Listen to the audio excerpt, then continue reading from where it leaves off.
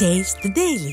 கழக பொதுச் செயலாளர் எடப்பாடி கே பழனிசாமி முதல்வராக இருந்தபோதுதான் அத்திக்கடவு அவிநாசி திட்டத்திற்கு அடிக்கல் நாட்டப்பட்டது என்றும், மீண்டும் அவர் ஆட்சிக்கு வந்த பிறகு அத்திக்கடவு அவிநாசி 2ஆம் கட்ட திட்டம் செயல்படுத்தப்படும் என்றும் கோவையில் நடந்த அதிமுக செயல் வீரர்கள் கூட்டத்தில் முன்னாள் அமைச்சரும் அதிமுக தலைமை நிலைய செயலாளருமான SP வேலுமணி உறுதியளித்தார்.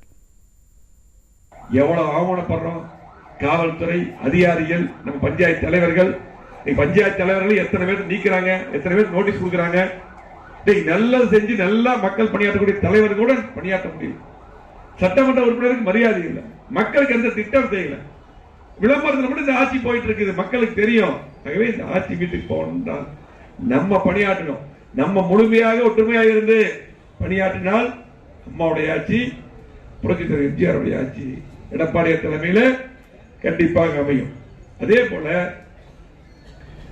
விவசாயிகள் அந்த பாராட்டு விழா இன்னைக்கு விவசாயிகளாகவே எங்களை சந்திச்சாங்க. அருண்குமார் கூப்பிட்டு வந்தாங்க, நான் அவர் தான் மாவட்ட செயலர் கூப்பிட்டு வந்தாங்க.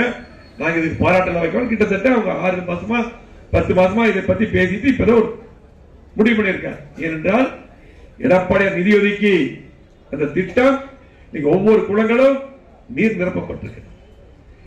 நீர் வந்த காரணத்தினால் 1500 அடி 1200 அடி போர் போட்டதான் தண்ணி கிடைக்கும் கொஞ்சமாவது. இன்னைக்கு 100 அடிக்குள்ள தண்ணி இருந்தது போர் போட்டா. 70 வருடம் போராடிட்டு இருந்தாங்க எல்லாரும், மக்கள் எல்லாம். எத்தனை நம்மளே போயிருக்கோம், நம்ம எதிர்கட்சியா இருக்கும் அம்மா அனுப்பி அந்த போராட்டம் நானே ஜெயராம் பண்ண எல்லாமே போயிருக்கோம்.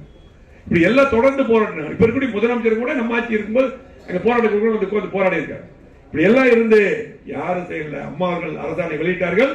அம்மா மறைந்த எடப்பாடியார் நிதி முழுமையாக ஒதுக்கி அந்த திட்டத்தை நேரடியாக அடிக்கல் நாட்டு இன்னைக்கு ஒவ்வொரு குடங்களும் தண்ணி.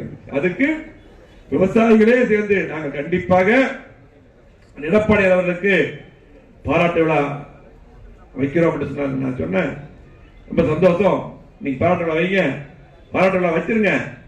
கண்டிப்பாக 2026 எடப்பாடியார் முதலமைச்சர் வருவார். அப்பொழுது அத்திக்கடவு திட்டம் 2 அதுக்கு அறிவித்தவர் எடப்பாடியார். திட்டத்தை திமுக ஆட்சி எடப்பாடி போட்டிருக்கிறது. அந்த திட்டம் மீண்டும் கொண்டு வருவார் எடப்பாடியார் என்று உங்கள்கிட்ட ஆறுதல் சொல்லிவிட்டோம்.